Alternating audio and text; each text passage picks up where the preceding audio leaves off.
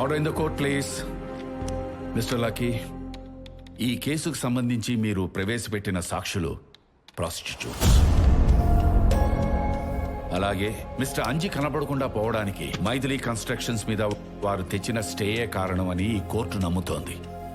ఈ కేసుకు సంబంధించి మీరు ఇంకేమైనా మాట్లాడదలుచుకున్నారా? Yes, Your Honor. Before that, senior lawyer, ex-judge, mister Suryanarayana గారిని క్రాస్ ఎగ్జామిన్ చేయడానికి పర్మిషన్ ఇవ్వాల్సిందిగా కోర్టు వారిని కోరుతున్నాను. నన్న సూర్యనారాయణ గారు అంటే మీరేగా, సత్యరాజ్ గారు కాదు కదా?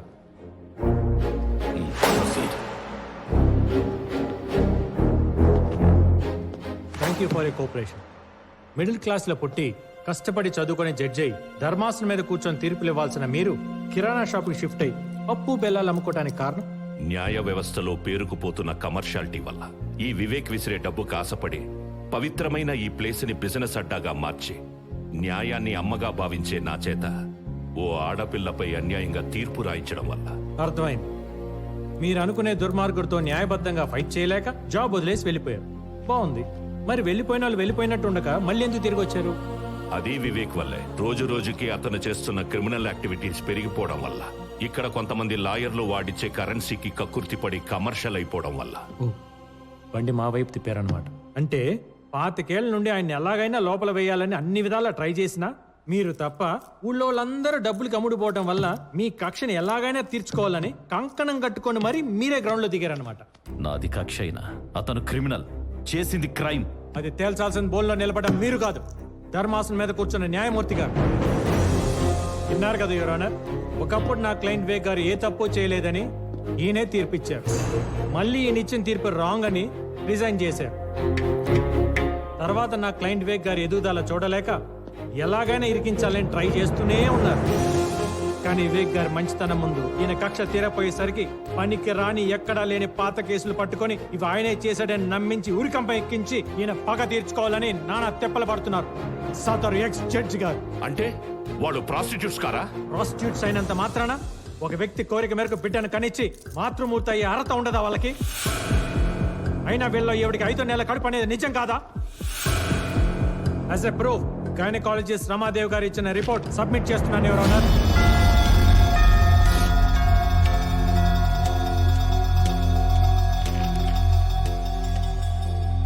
నేను వీళ్ళని తీసుకొచ్చి సాక్ష్యం చెప్పించినప్పుడు కూడా వీళ్ళు అంజీ భార్యలని నేను ఎప్పుడు చెప్పలేదు. అతను కేవలం పిల్లల కోసం మాత్రమే ట్రై చేశాడని చెప్పాను. కానీ ఈయన మాత్రం నిజాన్ని అబద్ధం చేయడం కోసం నా జూనియర్తో వాళ్ళ కార్ గిఫ్ట్గా ఇప్పించి తనకు కావాల్సిన సాక్ష్యం చెప్పని ఫోర్స్ చేసి మరీ లాక్కొచ్చాడు. ఇచ్చారు sir.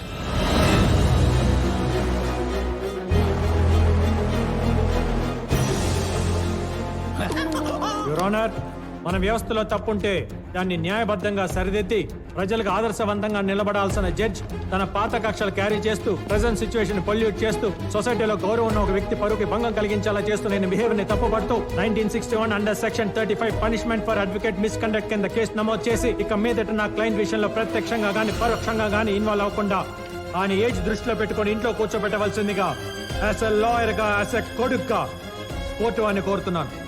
That's all your honour.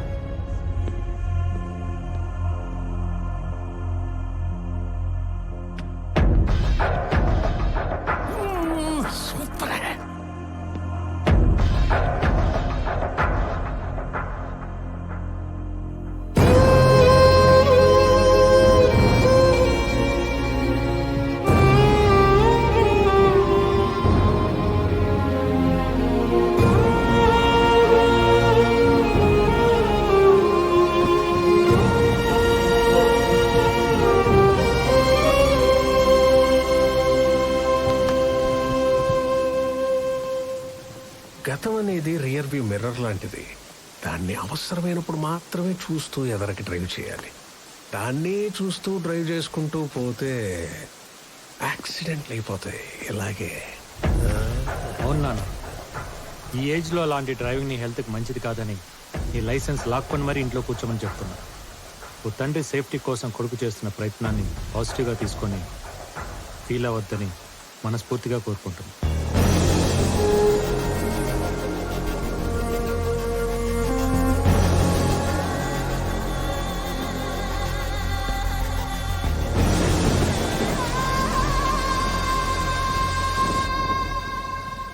నిజంగా నా కోసం ఇంత చేస్తావు నేను ఇమాజిన్ చేయలేదు లక్కి. పాప నువ్వు ఎంత సిన్సియర్గా వర్క్ చేసినా ఎక్కడో నీ మీద వచ్చిన డౌట్ ఉండేది. ఎంత డబ్బు కోసమైనా సొంత తండ్రిని భర్త శత్రువులా చూస్తాడా, ఆయన శత్రువునే గెలిపిస్తాడా అని. కానీ నేను రాంగ్ అని ప్రూవ్ చేసావు. నీ కమర్షియాలిటీ ముందు ఎలాంటి రిలేషన్షిప్ అయినా వేస్ట్ అని నిరూపించేసావయ్యా. ఇదిగో నీకు డబుల్ ప్రమోషన్ ఇస్తున్నా. రేపు నేను ఎమ్మెల్సీగా ప్రమాణ స్వీకారం చేశాక మంత్రిగా ఛార్జ్ తీసుకోబోతున్నా. నా లాబింగ్కి నువ్వే హెడ్. రెచ్చిపో, కావలసినంత దోచుకుని దాచుకో. Thank you so much sir. Thank you.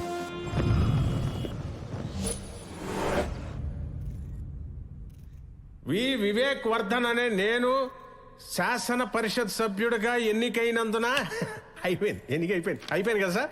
చదవండి ప్లీజ్. భారతదేశ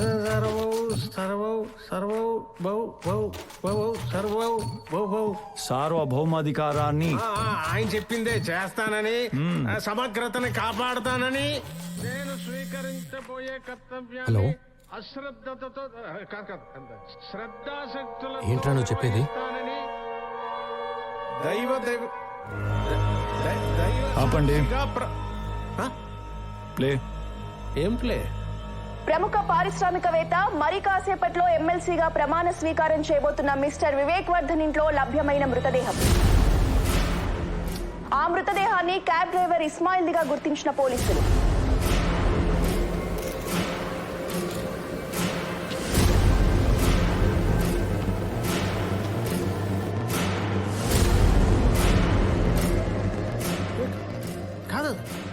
That's your farm house. You should know it, right?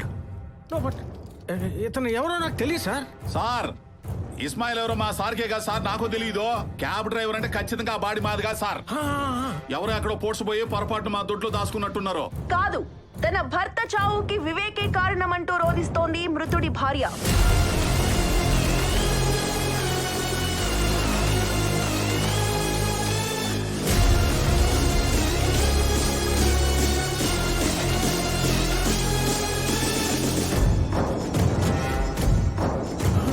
రే దివాకరం, ఎవరిని తెచ్చావురా? అమూల్య ఆ సచ్చినోడికి పెళ్ళం ఎలా ఇద్ది? నువ్వు వెళ్ళడుగు. ఉండి దీన్ని పని చెబుతాను. She's your wife, right? ఇదంతా ఏదోలా ఉంది. ముందు ఈ paper. No. Wait. Let her speak. ఆ వివేక్ నా మీద కన్నేసి నా భర్తని కొట్టి చంపి తన్ని పెళ్లి చేసుకోకపోతే నా కూతుర్ని చంపేస్తానని బెదిరించి నన్ను షాదీ చేసుకున్నాడు. లేదు, తను అబద్ధం చెప్తాను సార్. చూడండి, ఆ వివేక్ పిఏ దివాకరం ఫోన్ చేస్తున్నాడు. మీరే వినండి ఏమంటాడో. అమూల్య బురక వేసుకుని ఏం చేస్తాడు అసలు అక్కడ నువ్వు? నేను అమూల్య ఏంట్రా ఎదవా. మేరా నామ్ శైలా బాను. ఇస్మాయిల్ కా బీవీ హూ మే. బీపీఓ ముందు అర్జెంట్ గా అక్కడి నుంచి వచ్చి రా. రాకపోతే ఏం చేస్తారా? రాకపోతే చుట్టు పట్టుకుని ఎంచుకొస్తారు మా వాళ్ళు, తెలుసునా? మా సార్ దగ్గర ఉంది మామూలు రోడ్లు అనుకుంటామేమో. రమ్మను, నేను ఇక్కడే ఉంటా. నీకు ఆ వివేక్ గాడికి ఉరి శిక్ష పడే వరకు మే ఏ జగह पे बैठी हूं. ఏంటే తొక్కలో ఒక శవాన్ని పెట్టుకుని ఓ రెచ్చిపోతున్నావో? అటువంటి 20 శవాలను పూడ్చిన చెయ్యిదే. మా సార్ కనుసైగ చేయాలి గానీ గడ్డి మేత కోసినట్టు పేకలను కోసి పూడ్చి పెడతా. రేయ్, నీ బెదిరింపులకు భయపడే బేగం కాదురా ఈ శైలాబాను. ఇదిగో బొంబాయి శైలబాను, మర్యాదగా అక్కడి నుంచి రాకపోయావో నైట్ కి మీ ఆయన పూడ్చిన ప్లేస్ లోనే నువ్వు ఉంటావు. సెట్ చేస్తున్నాను సార్, 2 నిమిషాలు ఆగండి. చెప్పు. ఇదిగో ఆ, మొత్తం పెంట చేసావు.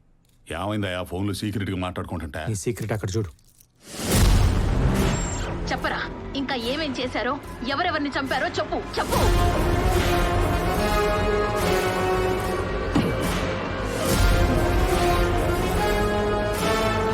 హలో, పేరగాని చెప్పులు షాపా?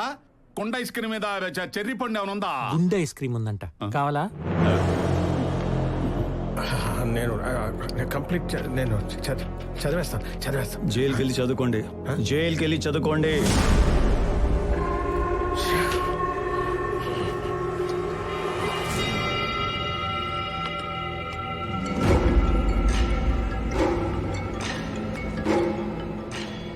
హలో. రే, లైవ్ లో చూడలేకపోయిన నీ మొహంలో రంగులు టీవీలో ఇంకా కలర్ఫుల్ గా కనపడుతున్నాయి. ఇంకా నిన్ను కాపాడడం ఎవరి వల్ల కాదు. నిన్ను కూడా.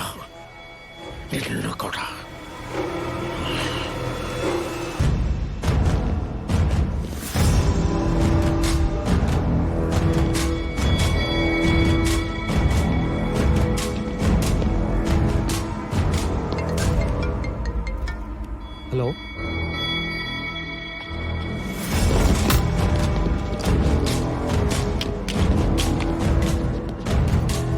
నేను మాట్లాడతానమ్మా, నేను మాట్లాడతాను, ఏం భయపడకు.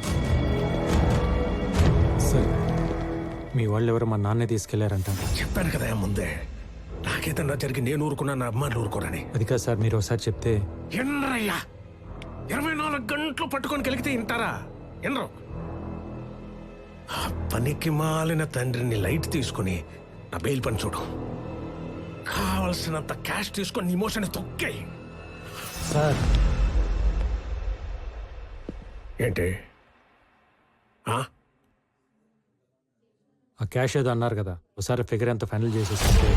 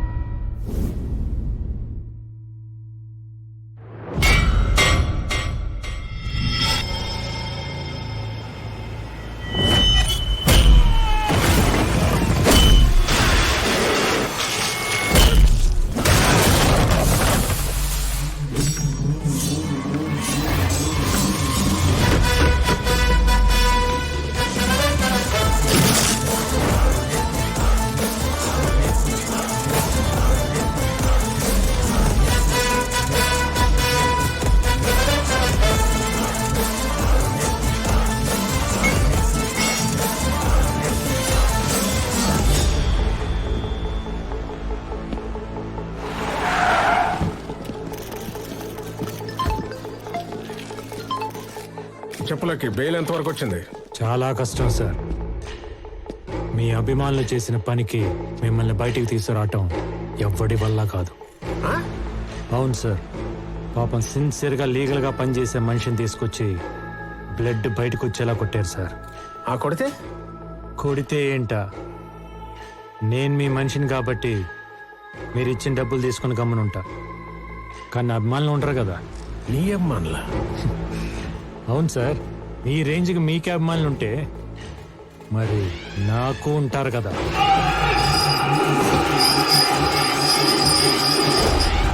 Hard core fans.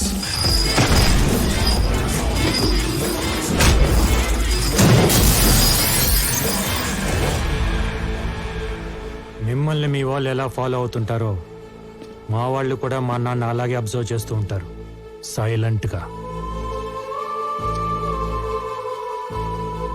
మరంత ప్రేమున్న మా నాన్నే తీసుకొచ్చి కొడితే చూస్తూ ఊరుకుంటారా చెప్పండి?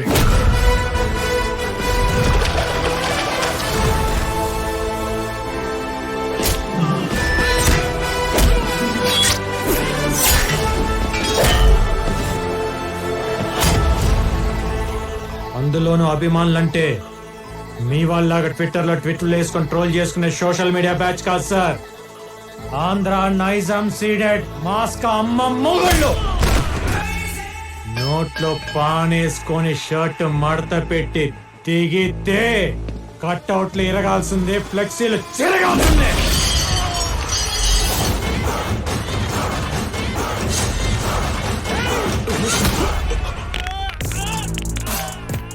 అన్నట్టు మీకు చెప్పడం మర్చిపోయా, నా ఫ్యాన్స్ లో ఒక సైకో నా కొడుకున్నాడు. వాడికి మా నానంటే మరీ పిచ్చి. ఈ లచ్చిగాడి కత్తి పట్టుకొని మా నాన్న పడవటానికి వస్తే వాడిని కొట్టాడు చూడండి. మీరు అలాగే లైన్లో ఉండండి సార్, చెప్తా.